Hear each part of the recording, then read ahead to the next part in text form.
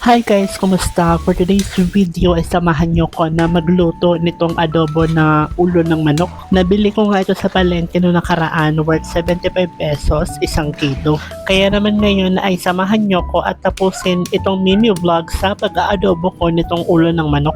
Eto nga't nagpipit na ako nitong bawang and i-slice ko na rin para magamit ko sa paggisa.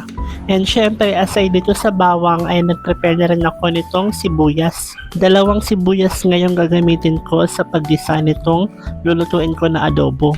Hindi din pala ako dito maglalagay ng iba pang gulay, bali itong sibuyas lang at bawang yung ilalagay ko. And ayan, natapos ko na nga i-slice yung sibuyas bawang. Bali ito na yung mga gagamitin ko, yung luya, paminta, sibuyas at bawang. And ito naman yung mga nalinisan ko na ulo ng manok. Hindi ko na pala na videohan yung pagtanggal ko ng mga excess na bituka at mga tuka. Kaya ganito na lang, bali nalinisan ko na yan, nalamas ko na rin yan sa suka para matanggal yung lansa. And since okay ng lahat, bali magpapainit na tayo ng kawali and kapag mainit na ay bubuhos na natin yung mantika. Magigisa muna kasi ako and inuuna ko nang ilagay yung luya. Tanim pala namin itong luya and since hindi pa malaki yung ugat kaya yung tangkay na lang yung nilagay ko. And kapag lumalabas na yung aroma nitong luya ay isunod na rin yung bawang. And then kapag medyo lumalabas na rin yung aroma ng bawang ay isusunod na rin natin yung sibuyas. Hindi ko na nga hinintay na maging golden brown yung bawang kasi nga igigisa ko pa yung ulo and matatagalan pa to na nakababad sa oil, kaya para hindi masunog yung bawang ay sinunod ko na yung sibuyas and then maya maya ay nilagay ko na din yung mga ulo ng manok. Yan na pala yun lahat, yung 1 kilo ng ulo ng manok. Medyo matubig din nga to kasi hindi ko naman siya na-drain ng maayos. Bali, pakukuluan ko muna ng kaunti and then tatanggalin ko yung tubig.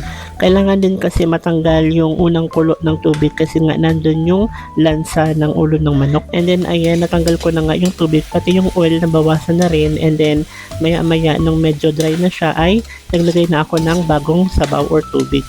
Malansa kasi yun and malagkit yung unang kulo ng tubig kaya dapat tanggalin. Kaya eto ay magbubuhos na ako ng bagong sabaw or tubig. Bali ganyan lang nga kadami yung nilagay kong tubig kasi mabilis lang naman to maluto, and nung kumulo na ay dito na ako nagsimula maglagay ng mga pampalasa.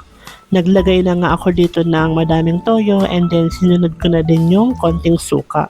Tapos naglagay din ako dito ng 2 sachet ng paminta. And aside dyan ay naglalagay din pala ako ng konting asukal kapag nagluluto ako ng adobo para manamis-namis. And then naglagay din ako dito ng dahon ng laurel. 2 pack nga ng dahon ng laurel yung nilagay ko kasi tag 2 dahon lang each pack. So bali 4 na dahon na yung nilagay ko dito sa aking adobo. And ayan, halo-haloan lang natin. Bali naglagay din ako dyan ng konting asin, pampalasa. Naglagay din pala ako dyan ng magic sarap kaso hindi na nakita nito sa video. Nung tinikman ko kasi parang may kulang and yun pala ay kulang ako sa magic sarap. And eto na nga yung guys, yung 1 kilo ng ulo ng manok and malapit din ito maluto. And nung luto na ay kumuha na rin ako ng kanin para makapag-start na rin ako mag-dinner. 6 din pala kaming kakain neto kaya kuha lang ako dito ng kaunti. After ko nga na makuha yung sakin ay nilagay ko na yan dun sa kabilang bahay para makakain na rin sila ng dinner. Yung sa akin kasi ay dadalhin ko dito sa may itaas para makapag-video ako at maisama ko dito sa mini vlog.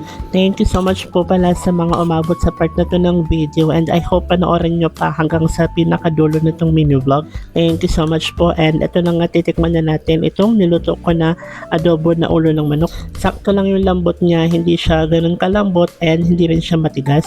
Ang pinakamasarap sa part ng ulo ng manok is yung utak. Kaya naman I'm so happy dahil nakapagluto ulit ako nitong ulo ng manok. Pwede rin palang ihawin yung ulo ng manok pero para mas mabilis ay i-aadobo na lang. Same din kasi kapag inihaw, bali papakuluan mo muna siya para luto kapag isasalang mo sa apoy. Upon tasting nga dito sa niluto ko na adobo na ulo ng manok ay yes, masarap. Hindi siya ganun kaalat and manamis-tamis din, and yung texture ng manok ay hindi rin siya ganun kalambot and hindi rin siya matigas. Pwede na rin nga makain yung buto neto kaso nga lang hindi ganun katibay yung ngipin ko kaya hindi pwede. Pero kung matibay yung ngipin nyo ay pwede nyong madurog yung buto and pwedeng malunok. Maliliit lang naman kasi yung buto neto and hindi naman siya matigas. Pero sa akin, since hindi ganon katibay yung ngipin ko, kaya isi-separate ko yung mga buto at laman. Anyways, hanggang dito na lang din pala itong aking mini vlog. I hope nakapag-follow na kayo, nakapag-like and share na rin itong video para ganahan pa ako gumawa ng mga mini vlog. I-enjoy ko na lang din muna yung pagkain nitong inadobo kong ulo ng manok. I hope nakakain na rin kayo and masasarap yung ulam ninyo. Thank you so much po and God bless us all. Bye!